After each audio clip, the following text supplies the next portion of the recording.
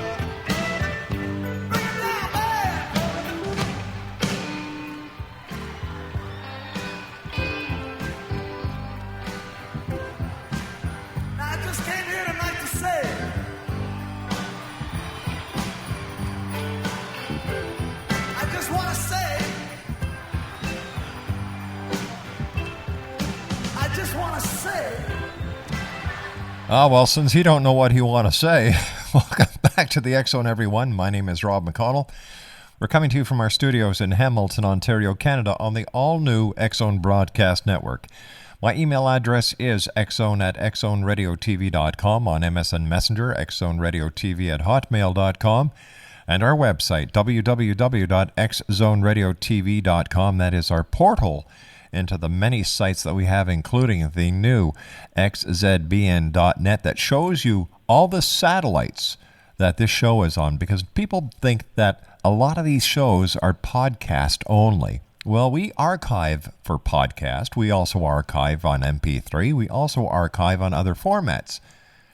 But we are a real bona fide radio show, X Zone Nation.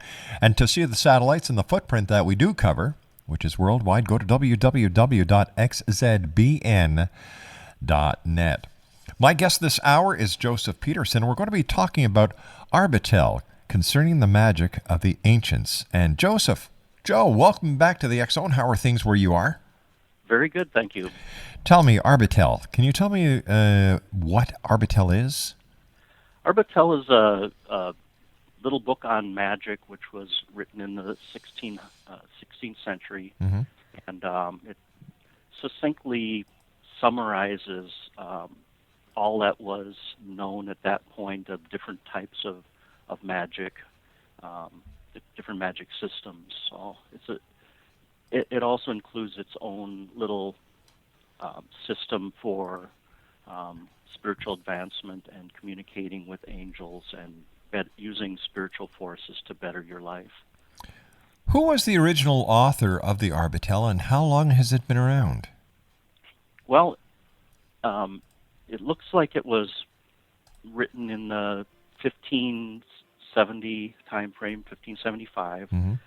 The original author and publisher remained anonymous, and wisely so, because when it was published, it immediately launched an investigation by the church and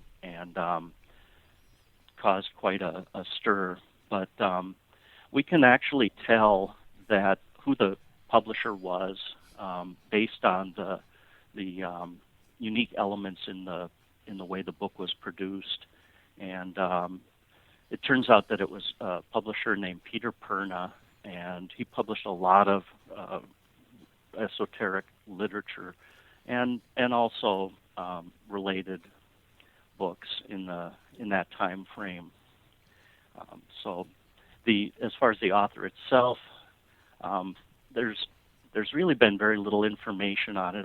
My investigations, I think the most likely candidate is a man named Jacques Gohary, and I think that for a number of reasons. But he was a kind of a intellectual omnivore, and wrote on a lot of the same subjects, only in more detail, and has the very same literary style, command of the same sources, and he actually started up a little group that in Paris for discussing these subjects. And Arbatel is very much seems like a syllabus for a group of people getting together to discuss these things. So I think he fits pretty closely to what I would envision the actual author. Whether it's him or not is speculation at this point, and I have not seen any scholars that have ventured any other speculations. Joe, please stand by. You and I have to take a 2-minute commercial break. We'll be right back.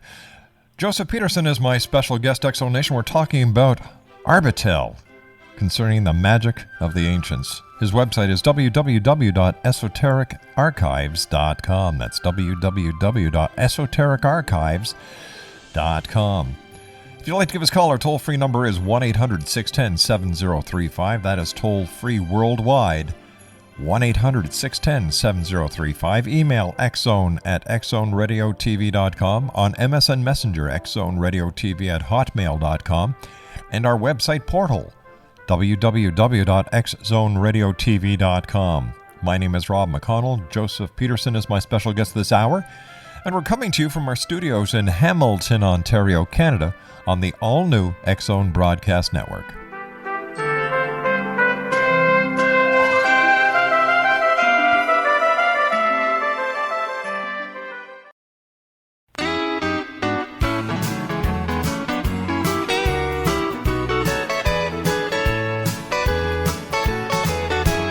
Meet me under the mistletoe, midnight Christmas Eve. Your sweet kiss is the first gift I'd like to receive. The presents that we bought will have to wait beneath the tree. Meet me under the mistletoe, midnight Christmas Eve. There's frost on all the windows. Welcome back, everyone. Joseph Peterson is my special guest this hour. www.esotericarchives.com. We're talking about Arbatel, concerning the magic of the ancients. And as you and I were discussing during the commercial break off air, Joseph, the year 1575, when the Arbatel was first published, it kind of makes the Arbatel the very first print chat room, equal to the online chat rooms we have today. And can you imagine the impact that the Arbatel would have had worldwide if the internet was available to those people way back in 1575, or when the Arbatel was published first in English in 1655? Oh yeah, it was tremendously influential even in print form, and practically nobody since has been able to talk on the subject without having at least some knowledge of Arbatel. What are some of the topics that are covered? You talked briefly about angels, about meditation, and what was the main reason why the author, who wanted to remain anonymous because of the retribution of the church at that time on such books, what was he trying to get out? What message was he trying to share? Well, of course, the overlying message is that it's possible to have a relationship and direct experience of the spiritual world. Mm-hmm. That you don't have to rely on the authorities. You can seek out direct information on this, and the main topic was the sort of the Renaissance attitude towards life, which is that all things in the universe are connected, and that as such they try to integrate all of the elements of their lives, including religion and science, and the art of memory was extremely influential. Music, magic, all of these things were considered different aspects of the same thing, and they tried to integrate these different threads in their lives. So that's kind of the underlying principle of it. How far have we come since 1575 in getting the word out to the masses on the esoteric and the other possibilities that have been suppressed by religious organizations throughout the years?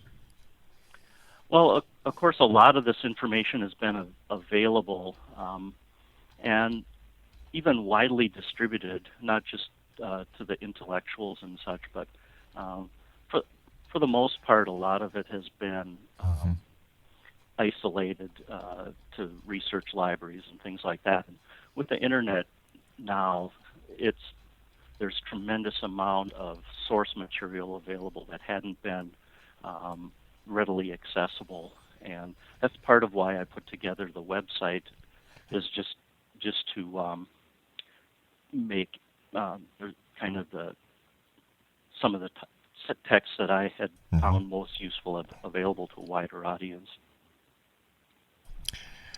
Angels have been talked about for hundreds of years. You'll have to excuse me, I'm just going through a coughing spell over here. How have angels changed over the hundreds of years since people have been talking about them? Have they changed, or are they still the exact same as they were way back? Let's go to 1575.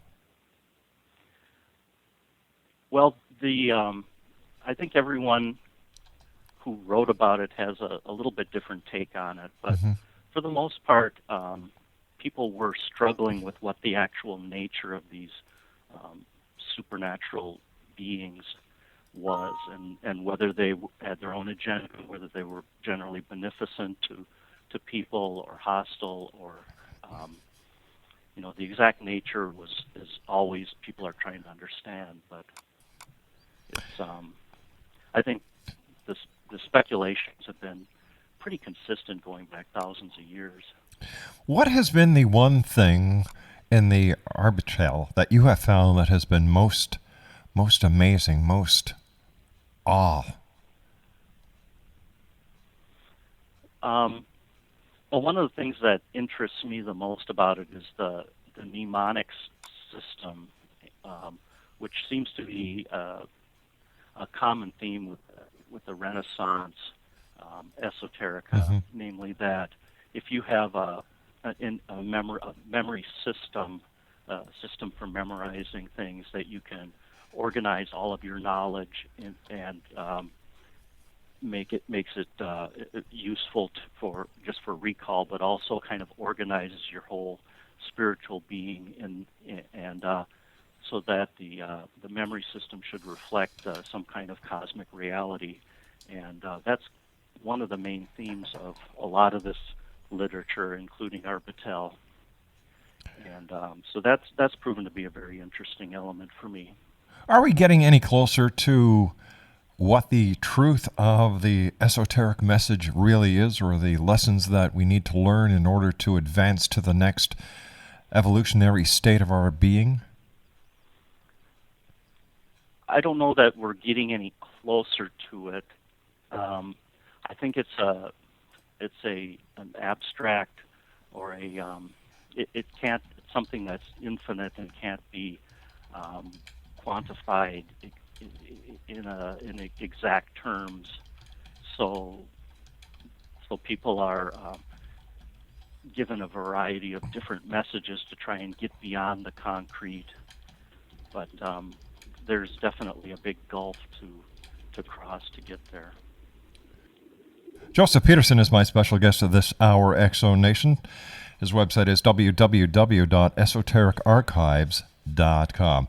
Joseph, I'm going to ask you the same question that I ask all the people who come on this show. Why do you think in today's society, the year 29 going into 2010, people are looking at the esoteric or the alternative philosophies for answers they can't find anywhere else? Well, I think part of our makeup is the spiritual elements that are definitely not being addressed by a lot of the conventional systems that we deal with every day. And so I think there is a void. One example of that is I think there's a void that people feel from the lack of ritual, and so they tend to fill in other ritual elements that they're not getting otherwise. And I think the same thing is experienced in terms of spirituality and experience of spiritual realms. 1-800-610-7035 is toll-free worldwide on the X-Zone Broadcast Network. My special guest is Joseph Peterson. His website is www.esotericarchives.com.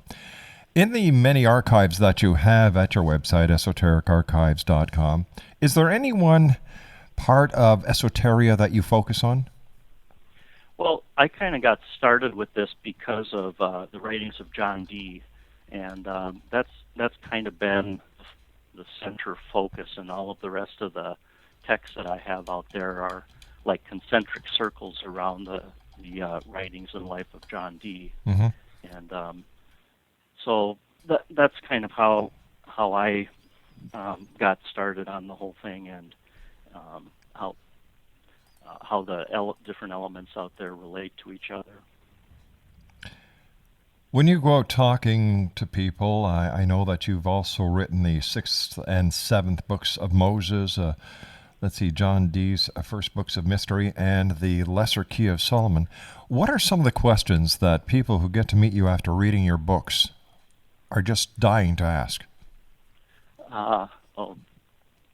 Good question. I'm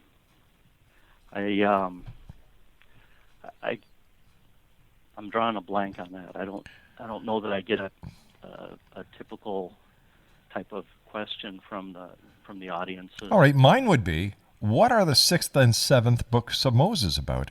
Are these books that are not incorporated into the Bible? The 6th and 7th books of Moses are purportedly additional books of Moses beyond the 5 that are included in the Bible. Yes, absolutely. And it is what the topic of it is the different magical techniques that Moses used to overcome the magicians that Pharaoh threw at him, and some of the miraculous feats that Moses performed in the Bible are reportedly explained in the 6th, 7th books of Moses. Now, I know there's a lot of talk now within the scientific community about how Moses did perform these so-called miracles. Being an expert and researcher and investigator in the esoteric realms and magical realms, were they really miracles, or were they just events that were not known in that day but have been successfully explained by science? Well, I think you can come up with scientific explanations,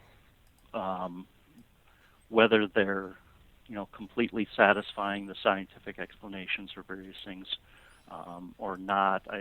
Is, of course, a subject to question, but I think there are spiritual elements there as well that can't be that thus explained. So would you say it's a matter of the reader's interpretation and their own belief system? Yeah, I think the writings are basically about Moses and the Israelites' relationship to God more than anything, and the individual events, even back then, were seen as reflecting the things that are happening in the spiritual world. All right, Joseph, stand by. You and I have to take a commercial break. We'll be back after the news. Joseph Peterson is my special guest. www.esotericarchives.com, and we're talking about Arbatel, concerning the magic of the ancients. My name is Rob McConnell, and this is the X-Zone, a place where people dare to believe and dare to be heard. And we'll be back on the other side of this break with, once again, my special guest this hour, Joseph Peterson, esotericarchives.com, as we continue from our studios in Hamilton, Ontario, Canada, on the all-new X-Zone Broadcast Network.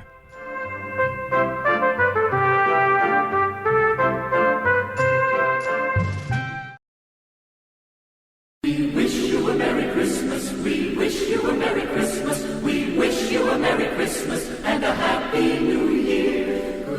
Greetings, X-Zone Nation. This is Dr. Len Saputo, author of A Return to Healing, wishing Rob, Laura, all worldwide listeners of the X-Zone Nation a very Merry Christmas and a healthy, prosperous, and spiritually filled New Year. We'll be talking together again soon.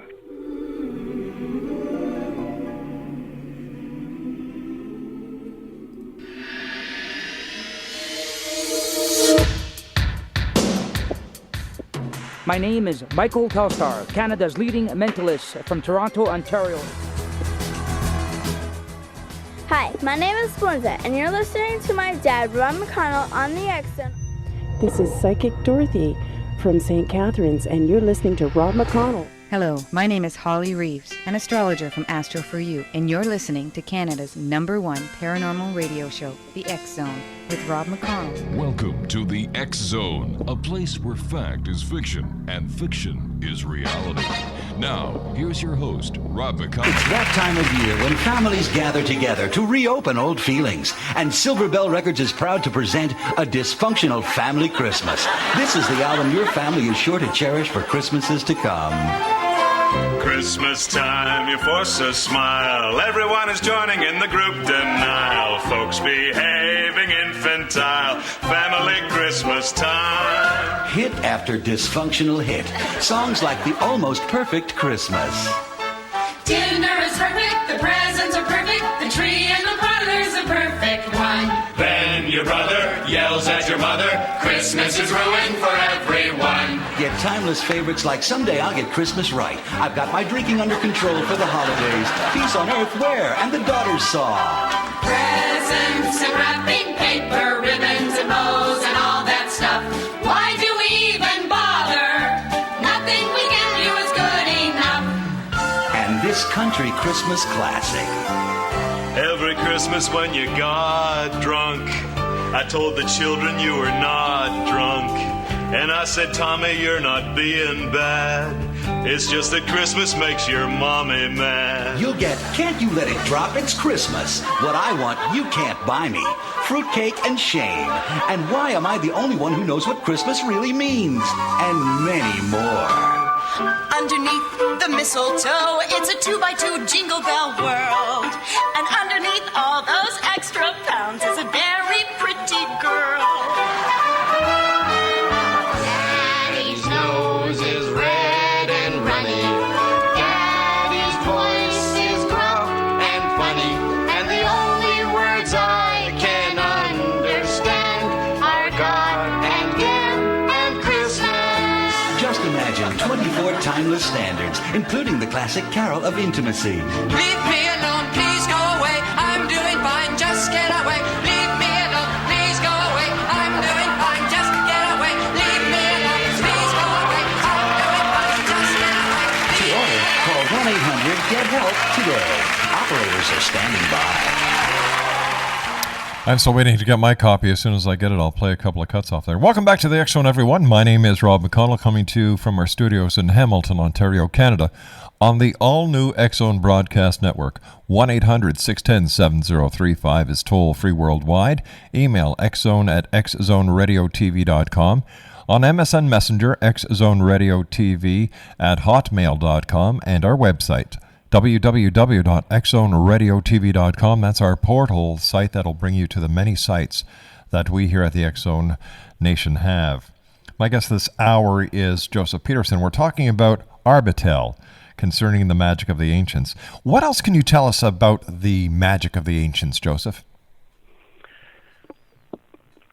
Well, the Arbatel has summaries of different ancient techniques, but they're very, very brief. Mm-hmm. So he talks briefly about the Druids and the ancient Greeks and things of that nature, and doesn't go into a lot of detail in Arbatel itself. But it's clear that the author was very knowledgeable about all these areas. And a question for you about the 6th and 7th book of Moses. What is involved, or what is included in these two books that... Well, go ahead. No, that we don't know from the Bible? Well, the 6th and 7th books of Moses was, as I published it, has a lot of different versions of these same two texts, which are the different variations of the 6th and 7th books of Moses, plus a lot of related material that was published in the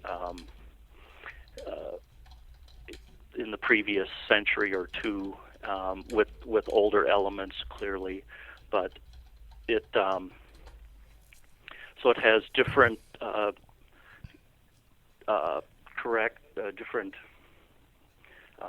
incantations and symbols that were used, purportedly used by Moses, and could be used, by practitioners of the book as well, to benefit various aspects of their lives.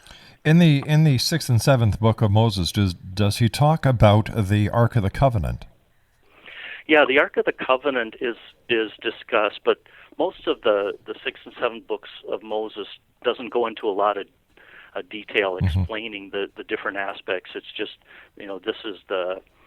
these are the words to say, and these are the symbols to use to achieve these effects, but it doesn't really go into the explanation very much. Now, there is a detailed introduction that was written by a Joseph Ennemoser that went into the various biblical passages and went into more details on the different elements of Jewish magic that are found in the Bible.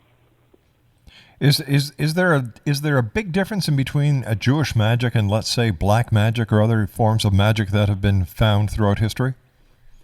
Well, there was a wide range of Jewish magical practices,